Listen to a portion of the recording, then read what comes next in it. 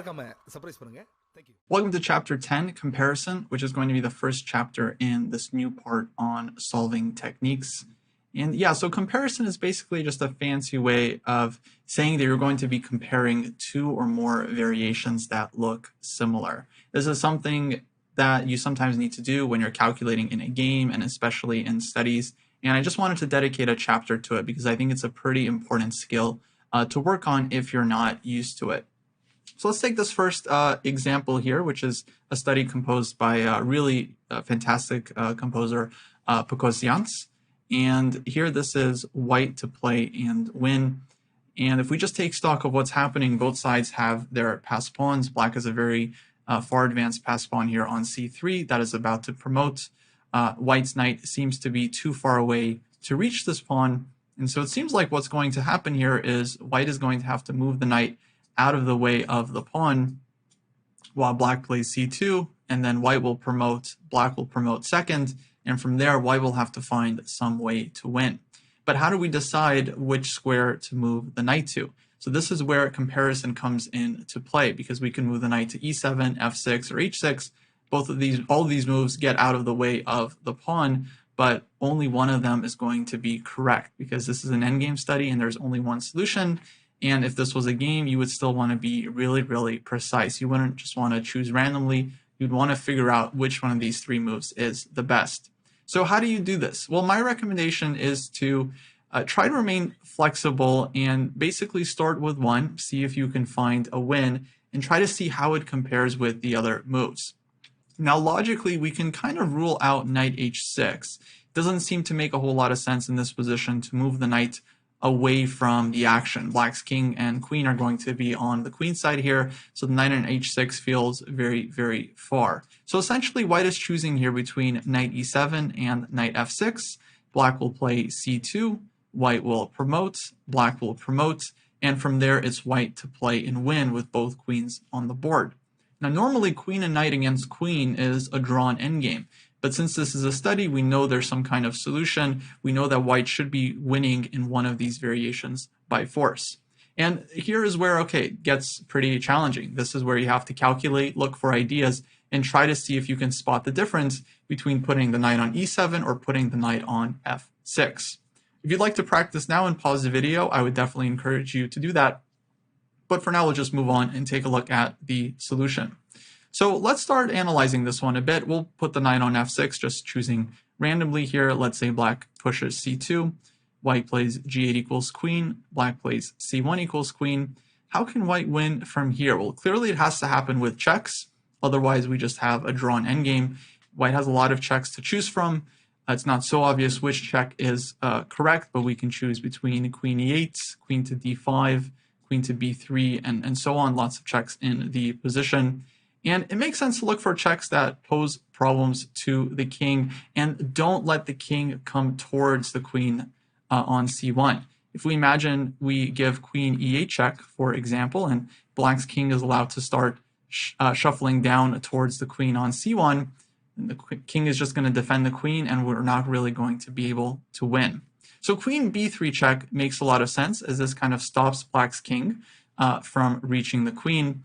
And if we continue the analysis a little bit here, we notice that, well, king to c5 runs into the move queen to b6 check. Now the king only has one safe square to go to. The knight is covering the d5 square. The king has to go to c4, and all of a sudden white gets a winning skewer with queen c6 or queen to c7. And if we just think about this position for a second, we can go back to that first move and whether we wanted to play knight f6 or knight e7. And in this case, both knight moves would be covering this d5 square. So whether white starts with knight e7 or knight f6, for this variation, doesn't really matter because white is playing queen b3 check. And if king to c5, white has queen b6 check in both cases. And black's king is forced to c4, where white gets this winning skewer. But what happens if the king is forced to go to a5? Well, here it's not so obvious how white wins. Queen b6 check, the king goes to a4. We don't want to trade queens. That would be an immediate draw, and there doesn't seem to be any clear win for white. Well, this is where the brain has to kind of do the work, and we have to realize, we have to say, wait a second, if the knight was on e7, we would be able to play knight c6 check in this position, and black would be lost. The king would be getting mated, black would be forced to give the queen on c6, white plays king takes c6, there's no stalemate there because black will have king a6, and white will have a winning endgame. And so this is how you can try and spot the differences between the two moves. So as it turns out, knight e7 is the right first choice. And after black plays c2, white promotes, black promotes, white gets queen to b3 check. And once again, we have the same variations. If king to c5, there's queen to b6, and the king is forced to c4, white gets the winning skewer. Or if black plays king to a5, like we mentioned earlier, then here white gets knight to c6, and white is winning this endgame.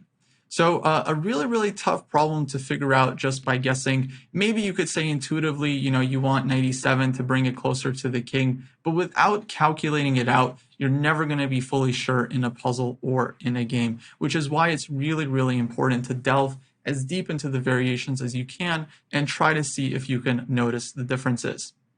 Now, this one's a little bit trickier than the rest of the puzzles in this chapter, though I think they will be quite tricky overall, but it just kind of gives you an idea of the type of thinking and the type of comparison you'll have to do as you solve the problems in this section. Our next example here is puzzle number 4 from the chapter, and a pretty typical example of where this technique of comparison can be really, really useful and crucial. Here we have a king and pawn endgame that at first glance looks kind of weird. Looks like we have almost an identical position, but white is aiming to promote the pawn moving up. Black is looking to promote their pawn moving down, and white has the first move. So it seems like white is going to be promoting first here.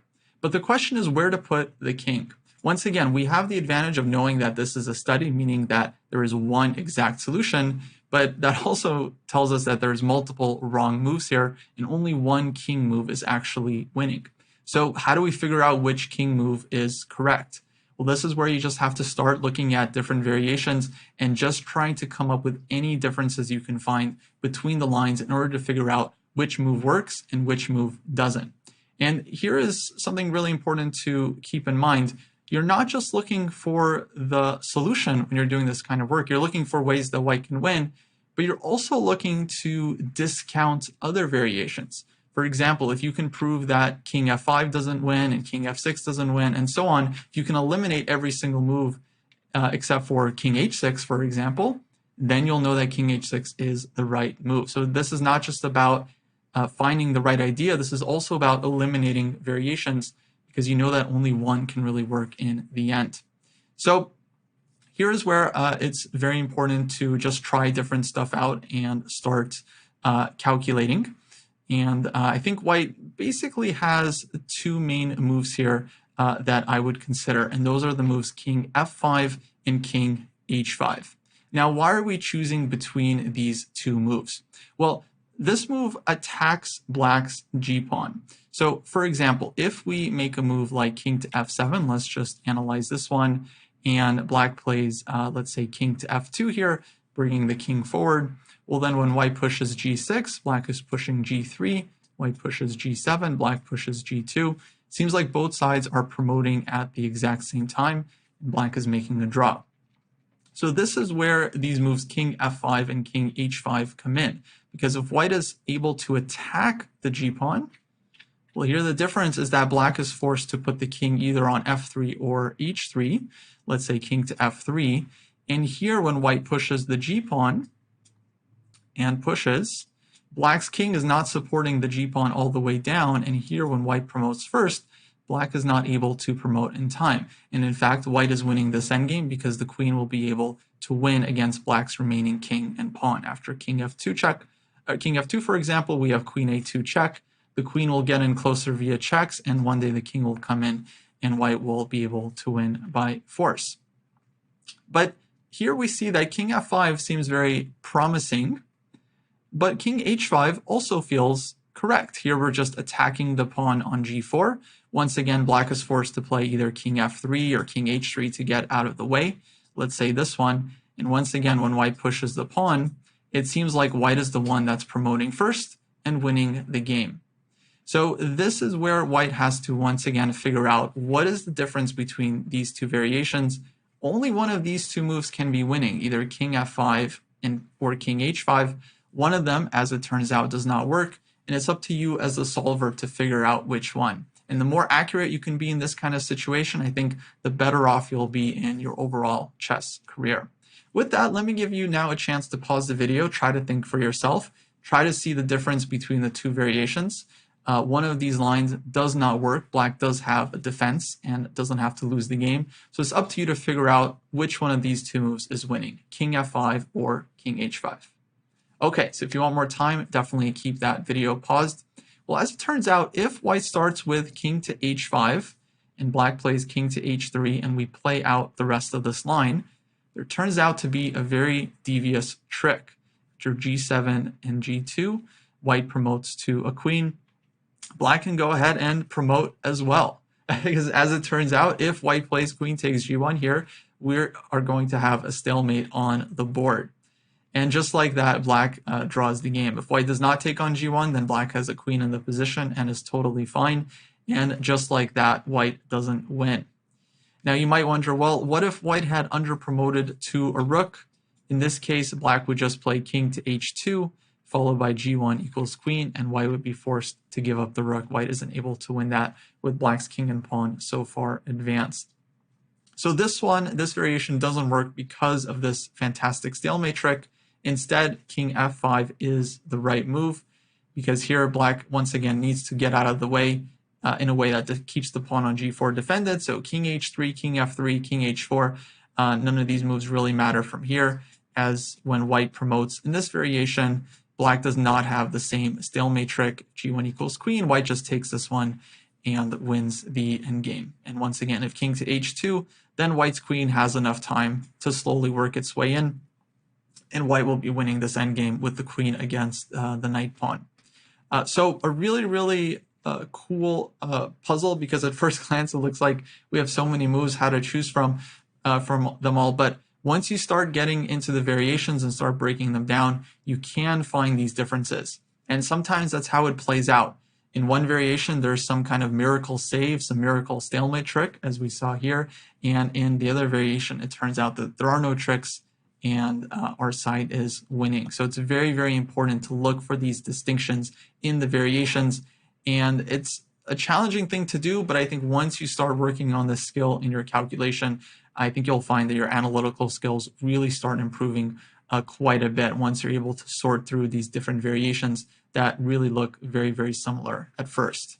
Well, with that, I'll leave you to it to solve the rest of your puzzles on your own. Make sure to really take your time. And for these, I would encourage you to spend up to 10 or 15 minutes thinking about them if you need to. You can also set these positions up on a physical board and think about them that way. These puzzles are really challenging, but also very rewarding if you spend your time on them, and then spend your time going through the solution to make sure you understand all of the different ideas.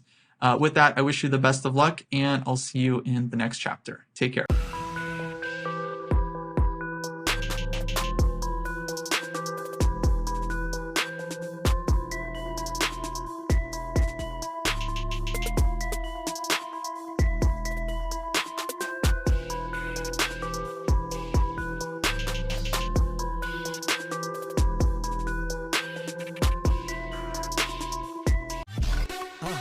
மறக்காம surprise பண்ணுங்க. Thank you.